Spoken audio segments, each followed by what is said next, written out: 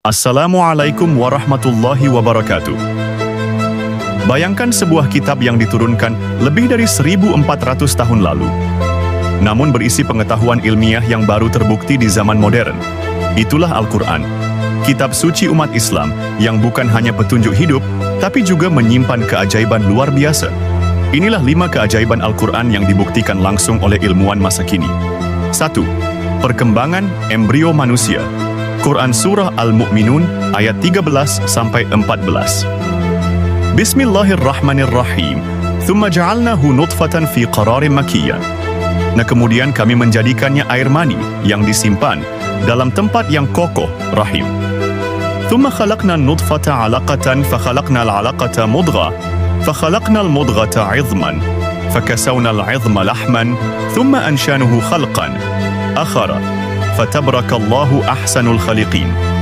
Kemudian, air mani itu kami jadikan sesuatu yang melekat, lalu sesuatu yang melekat itu kami jadikan segumpal daging, dan segumpal daging itu lalu kami jadikan tulang belulang, lalu tulang belulang itu kami bungkus dengan daging. Kemudian, kami menjadikannya makhluk yang berbentuk lain. Maha suci Allah, pencipta yang paling baik. Ayat ini menjelaskan tahapan penciptaan manusia di dalam rahim dari nutfah, alaqah, hingga mudghah. Istilah ini cocok dengan penemuan embriologi modern. Salah satu ahli embriologi terkemuka dari Kanada. Dalam bukunya The Developing Human, ia menyatakan bahwa penjelasan Al-Quran tentang embrio sangat akurat dan mustahil berasal dari manusia di abad ke-7. 2. Tubuh Fir'aun yang diawetkan. Quran Surah Yunus ayat 92. Bismillahirrahmanirrahim. Falyawma nunajjika bibadanik litakuna liman khalfaka ayah. Wa inna katsiran minal nasi an ayatina laghafilun.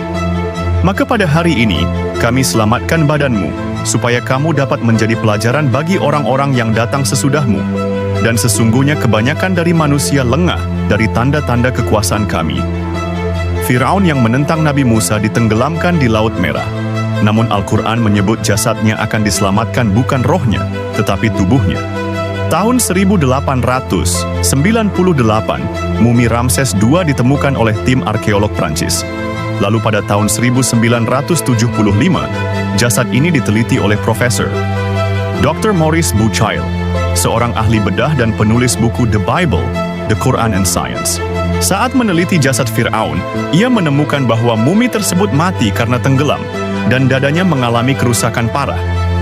Bucaille kemudian menjadi Muslim setelah meneliti Al-Quran secara ilmiah. 3. Laut dan sungai yang tidak bercampur. Quran Surah Al-Furqan ayat 53. Bismillahirrahmanirrahim. Wa huwa alladhi marajal bahraini hadha 'adbun furat. Wa hadha milhun ujajun wa ja'ala bainahuma barzakhan wa hijran mahjuran. Dan dialah yang membiarkan dua laut yang mengalir berdampingan, yang ini tawar lagi segar dan yang lain asin lagi pahit, dan dia jadikan antara keduanya dinding dan batas yang menghalangi. Fenomena ini dikenal sebagai halocline, yaitu lapisan batas antara air laut dan air tawar yang tidak mudah bercampur. Ilmuwan kelautan asal Jerman, Dr. Helmut Thrush, meneliti pertemuan dua jenis air di Selat Gibraltar dan menemukan bahwa perbedaan densitas, tekanan, dan suhu menyebabkan batas alami yang jelas. 4. Alam semesta, awalnya berupa asap. Quran Surah Fussilat ayat 11. Bismillahirrahmanirrahim. Thumma stawa ila las-sama'i wa hiya dukhanun faqala laha walil ardi itiya taw'an aw karhan. Qalata ataina ta'i'in. Kemudian dia menuju kepada penciptaan langit, dan langit itu masih merupakan asap.